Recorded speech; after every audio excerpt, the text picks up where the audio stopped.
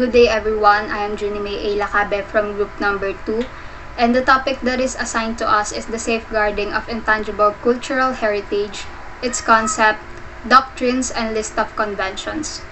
But before we proceed to the concept of our topic, let us first define what is intangible heritage.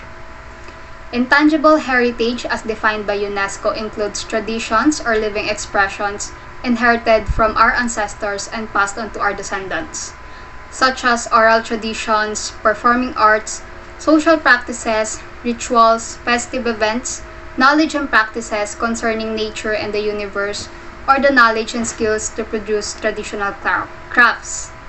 While fragile, intangible cultural heritage is an important factor in maintaining cultural diversity in the face of growing globalization. An understanding of the intangible cultural heritage of different communities helps with intercultural dialogue and encourages mutual respect for other ways of life. And that is the definition of intangible heritage. Now let us hear the concept of our report by the next reporter. Intangible cultural heritage are oral tradition and expression. These can mean proverbs, riddles, tales, legends, myths, epic songs and poems, charms, chants, songs, and more. Performing arts. These can include music, dance and theater, pantomime, songs, and other forms of artistic expression that are passed down from generation to generation. Social practices, rituals, and festive events. These are the activities that structure the lives of communities and are shared by members. For example, initiation rites, burial ceremonies, seasonal carnivals, and harvest celebrations. Knowledge and practices concerning nature and the universe. These refer to the skills that communities have developed by interacting with their natural environments and may be expressed through language, memories, spiritually, or worldviews. Traditional methods of architecture, agriculture, cattle breeding, and cuisine are among the related elements. We have traditional craftsmanship. This may sound tangible, but it really refers to the skills and knowledge involved in craftsmanship than the product themselves. Like, for example, pottery, woodwork, jewelry, and precious stones, embroidery, carpet weaving, musical instrument production, fabric production, and etc.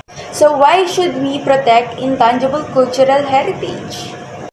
Intangible cultural heritage is important as it gives us a sense of identity and belonging, linking our past through the present with our future. Intangible cultural heritage have both social and economic importance. It aids social cohesion and helps individuals to feel part of a community and of society at large. In order to safeguard intangible cultural heritage, we need different measures from the ones used for conserving monuments, sites, and cultural spaces. For intangible to be kept alive, it must remain relevant to a culture and be regularly practiced and learned within communities and between generations. What about how does the Convention on Safeguarding Intangible Cultural Heritage work? The purpose of the convention is to safeguard intangible cultural heritage of humanity. Countries that ratify it, known as the State of Parties, take on the obligation to safeguard the intangible cultural heritage on their territories.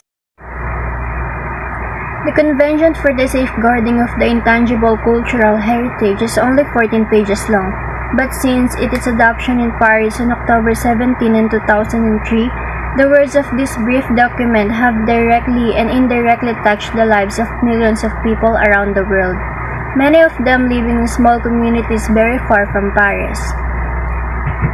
The Convention is an instrument of the United Nations Educational, Scientific, and Cultural Organization, commonly referred to as UNESCO. It was adopted at the 32nd session of the UNESCO General Conference in 2003. And came into force in 2006 after ratification by 30 states as of November 2019, and some of 178 states had signed on. UNESCO has at its disposal several standard-setting instruments, including recommendations and declarations, but conventions are the strongest of these and are, in theory at least, legally binding.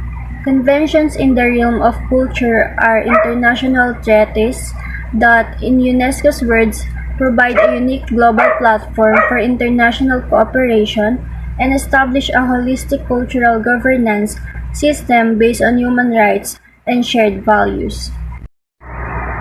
Safeguarding of the intangible cultural heritage at the international level. In Article 16, representative list of the intangible cultural heritage of humanity. The first one is, in order to ensure better visibility of the intangible cultural heritage and awareness of its significance, and to encourage dialogue which reflects or respects cultural diversity, the committee, upon the proposal of the states parties concerned, shall establish, keep up to date, and publish a representative list of the intangible cultural heritage of humanity. The second one is the committee shall draw up and submit to the General Assembly for approval the criteria for the establishment, updating, and publication of this representative list. In Article 17, List of Intangible Cultural Heritage in Need of Urgent Safeguarding. The first one is, with a view to taking appropriate safeguarding measures, the committee shall establish, keep up to date, and publish a list of intangible cultural heritage in need of urgent safeguarding, and shall inscribe such heritage on the list at the request of the state party concerned. The number 2 is the committee shall draw up and submit to the General Assembly for approval the criteria for the establishment, updating, and publication of this list. And the third one is, in cases of extreme urgency, the objective criteria of which shall be approved by the General Assembly upon the approval of the committee. The committee may inscribe an item of the heritage concerned on the list mentioned in paragraph 1 in consultation with the state party concerned.